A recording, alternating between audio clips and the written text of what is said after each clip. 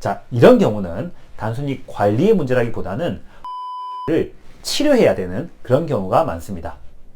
이걸 통해서 각 장기들이 제 기능을 회복하게 해주면 혈당 스파이크도 없어지게 되고 혈당 수치도 다시 잘 조절되게 되겠습니다.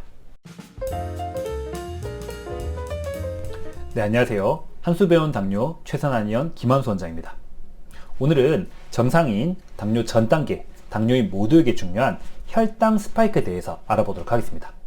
혈당 스파이크의 자가 진단법부터 시작해서 혈당 스파이크를 피하는 식단법, 혈당 스파이크를 낮추는 운동법까지 자세히 설명을 드리고, 이런 관리법으로도 잘 안 되는 분들을 위해서 핵심 치료 키포인트까지 오늘 확실히 알려드리겠습니다. 요즘에 이 혈당 스파이크가 강조되는 가장 큰 이유는 이 혈당 스파이크라는 것 자체가 공복혈당이나 식후혈당 이런 걸로 알기 힘든 경우가 많고, 심지어는 당화혈색소로도 놓친 경우가 있기 때문입니다. 그래프를 보시면 한 번에 이해가 되실 텐데요. 공복, 식후, 당화혈색소가 정상이어도 중간중간에 혈당 스파이크가 숨어 있을 수가 있고, 피크 혈당에서 손상 자극이 반복되고 있을 수도 있겠습니다. 만약에 내 몸에 혈당 스파이크가 있는지 확실히 알고 싶다면 연속 혈당 측정기를 통해서 혈당 전체의 변화를 체크해야만 혈당 스파이크를 구별해 낼 수 있겠습니다. 자, 이 혈당 스파이크는 단순 식곤증과 증상이 비슷해서 혼동될 때가 많습니다. 자, 우선 혈당 스파이크는 식사 시작하고 1시간쯤 됐을 때 혈당이 피크치를 찍은 이후에 인슐린 과다 분비로 인해서 반응성 저혈당 증상이 발생한 상황입니다. 그래서 시간대는 식후 1시간 전후에 증상이 시작되는 게 보통이고, 증상이 있어서도 손떨림이나 식은땀, 이런 가슴 두근거림 같은 좀 다소 강한 동반 증상이 함께 있을 수가 있겠습니다. 이에 반해서 식곤증은 식사 후에 소화기로 혈액이 몰리는 반응이기 때문에 짧게는 식사 직후부터 길게는 식사 2-3시간 후 요때 작용하고, 그리고 아까 말씀드린 손떨림이나 두근거림 같은 좀 강한 증상보다는 단순히 그냥 졸음, 가벼운 손발의 무기력 이런 것들이 주로 발생하겠습니다. 이때 우리가 간단한 자가 테스트 방법도 있는데요. 졸린 증상이 생긴 그때 우리가 초콜릿 같은 것들을 한 개 정도 먹어보고 증상이 바로 사라지고 빠르게 기운이 회복한다, 그러면 그 증상은 혈당 스파이크 증상이 맞습니다. 그런데 초콜릿을 드셔도 큰 변화가 없고 졸림 패턴이 비슷하다면 이것은 단순 식곤증일 가능성이 높겠습니다. 자, 그럼 이번에는 혈당 스파이크를 피하는 식단법을 총정리해 드리겠습니다. 포인트를 먼저 잡아드리면, 첫 번째로는 탄수화물 과잉 피하기, 두 번째로는 혈당 방어 음식 먼저 먹기, 그리고 세 번째는 과도한 공복을 피하는 겁니다. 자, 첫 번째는 탄수화물 과잉을 피하는 것입니다. 음식의 측면에서만 놓고 보면 혈당을 급격하게 높이는 것은 단연 당질, 탄수화물 당분입니다. 각종 면, 밀가루, 쌀국수, 죽, 숭늉, 누룽지, 선식, 백미 이런 탄수화물들, 이런 것들이 문제가 될 거고요.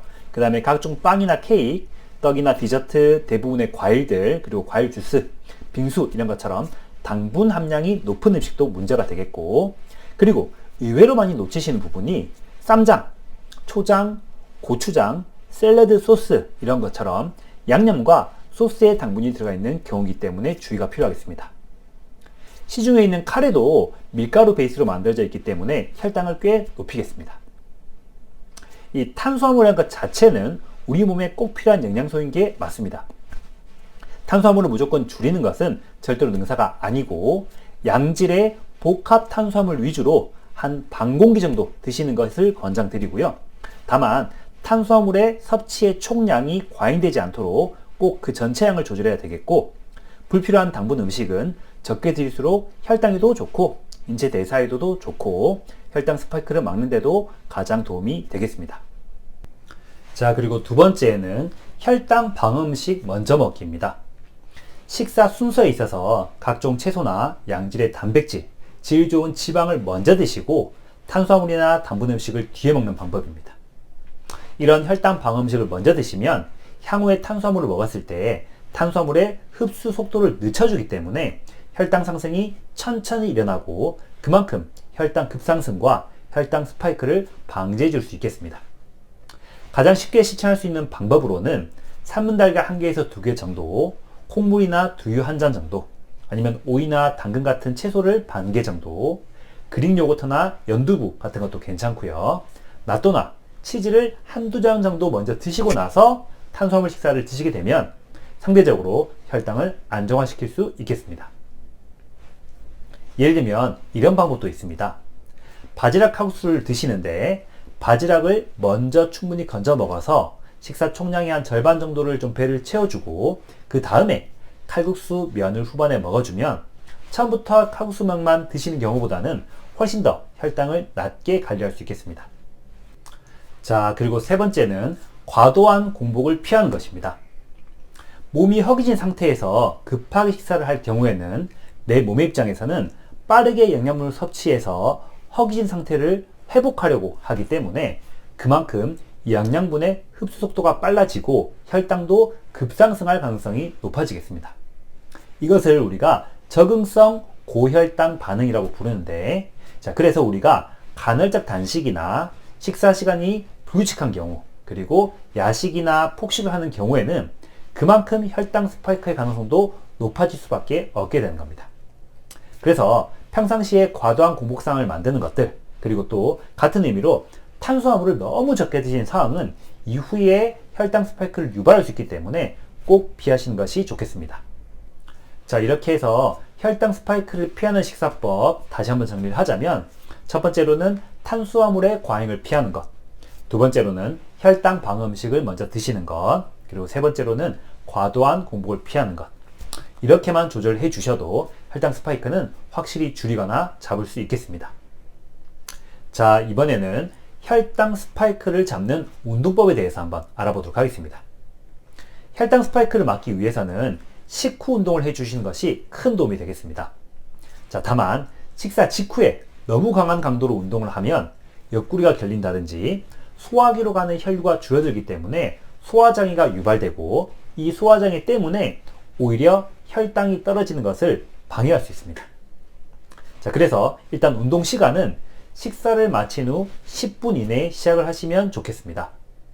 식사 시작 후에 1시간쯤 됐을 때 최고 혈당을 찍기 때문에 그 전에 운동을 시작하는 것이 혈당 스파이크 방지에는 더 좋겠습니다.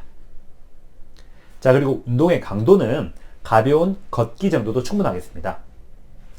이 걷기를 할 때 허리를 바로 세우고 아랫배와 항문에 힘을 주고 걸어주면 15분에서 30분 정도만 해주어도 코어와 하체 근육에 충분히 자극을 줄 수 있겠습니다. 그래서 이렇게 걷기만 잘해주셔도 활동 대사량이 안정시에 비해서 3배에서 4배 정도 증가하고 주요 근육, 이 근육의 활성도도 부위별로 크게 증가시킬 수 있겠습니다. 물론 걷기 이외에도 한발석이나 가벼운 계단 오르기, 투명 줄넘기 이런 것들처럼 관절에 무리가 가지 않는 선에서 다양한 운동을 해주셔도 되겠습니다. 자, 이렇게 식사와 운동법을 통해서 일반적인 혈당 스파이크는 분명히 잡을 수 있습니다.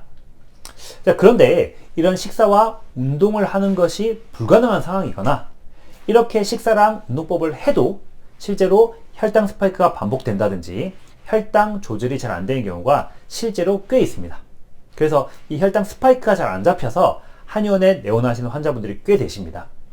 자, 이런 경우는 단순히 관리의 문제라기보다는 몸의 문제를 치료해야 되는 그런 경우가 많습니다. 환자분 중에서는 소화기의 기력이 너무 떨어져 있어서 혈당 방어 음식조차도 드시기 힘든 경우가 있고, 음식을 소량만 드셔도 소화부담 또는 식곤증이 너무 쉽게 오는 경우가 있습니다. 이럴 때는 음식의 종류, 그러니까 식단 자체도 중요하지만 그것보다 소화기의 기력을 보강시키는 것이 정말 중요합니다. 여기서 말하는 소화기란 우리가 영양을 흡수하는 위장, 소장도 있지만 혈당 조절을 관여하는 췌장, 비장, 간을 포함해서 말한다 보시면 되겠습니다. 그래서 한의원에서는 객관적인 현대 검사 기기와 한의학적인 세밀한 진단을 통해서 문제점을 정확하게 분석한 후에 침치료, 맞춤 탕약 치료, 식후 발효랑 같은 보조제 등을 통해서 췌장, 위장, 비장, 간 이런 조직에 긴장과 경직을 풀어준 치료를 해주고 췌장의 기력과 기능을 보강한 치료를 해줍니다. 이걸 통해서 각 장기들이 제 기능을 회복하게 해주면 혈당 스파이크도 없어지게 되고 혈당 수치도 다시 잘 조절되게 되겠습니다. 개인차는 있지만 일반적으로는 한 달에서 3개월 정도의 치료 기간 정도면 혈당 스파이크 증상은 잘 안정된다고 보시면 되겠습니다. 자, 그리고 운동의 강도에 있어서도 근육과 조직에 너무 기력이 없는 그런 경우는 빠르게 근육과 조직에 혈액과 영양분을 공급시켜서 근력의 회복을 도와주는 치료가 필요하겠습니다. 기운이 없는데 무리해서 운동하는 것은 근육량이 늘지도 않고 도리어 혈당이 오히려 역상승하는 문제가 발생할 수 있습니다. 이때는 무엇보다도 흡수된 영양분이 근육으로 갈 수 있도록 근육에 혈액을 공급해 주고 근력을 끌어올려주는 보약 치료를 통해서 빠르게 기력과 근력을 회복시켜 줄 수가 있겠습니다.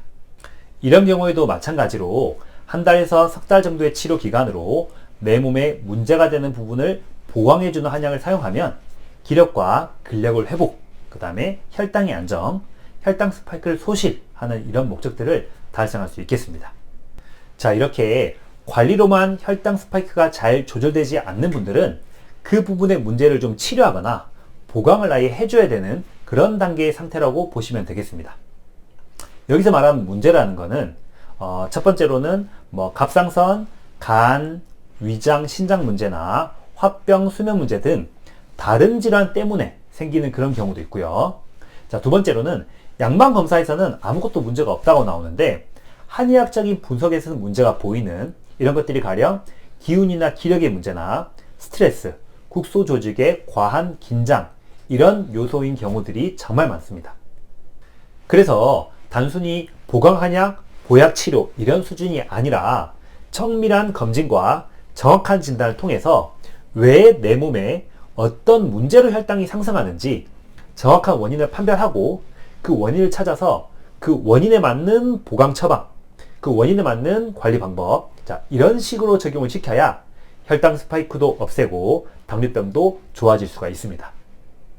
요즘 각종 유튜브와 매체에서 혈당 스파이크가 정말 위험하다고 무서운 얘기를 많이 할 때가 있는데요.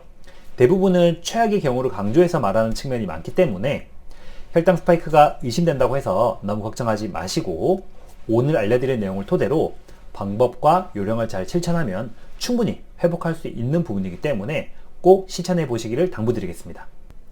당뇨병은 위험한 질환인 것은 맞지만 내 당뇨의 원인이 단순 비만 때문인지 스트레스 누적 때문인지 기력이 소진된 탓인지 열감이 과잉된 탓인지 이 부분만 잘 판별해서 원인과 유형에 맞게 잘 치료하고 관리해주면 다시 혈당을 안정적으로 돌리는 것, 그 다음에 합병증의 걱정에서 벗어나는 것, 이런 것도 반드시 가능하겠습니다.